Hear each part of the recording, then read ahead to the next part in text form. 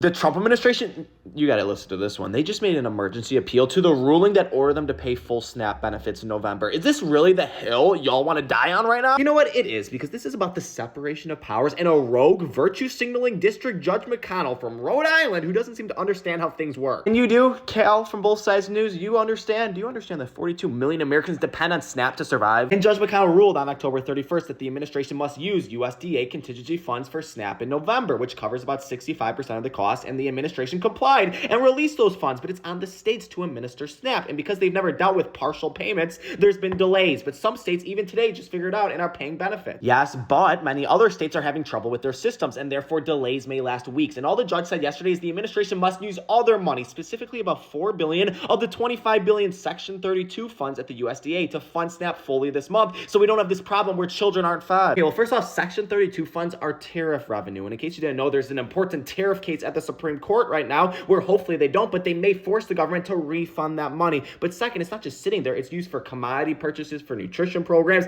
and support for farmers, among many other things. But the administration also has the discretion to use these funds in emergencies like this. They already tapped into Section 32 funds to help fund the Women, Infant, and Children program, and all the judge is saying is SNAP is important enough as well to ensure it's fully funded. Look, the administration is using their executive authority to ration the remaining money. What the judge doesn't understand is there are trade-offs, and funding one thing leaves another at risk. That's why the only thing that should matter is Democrats reopening the government, and all this will be solved. It's just such an odd battle to pick. You have 16 million children depending on this program to be fully funded, and about 25 billion tariff revenue there. I mean, I'm sure the administration anticipates more tariff revenue every month, and they seem confident about the Supreme Court case. I just think they should lean towards coloring outside the lines to feed children rather than the opposite. There are many other programs and responsibilities the government has, and they are weighing all that while the judge is looking for a headline. It's actual governance versus virtue signaling governance. Feeding children is virtue signaling. I got it. Are we playing Twister because you are twisting? I don't think so.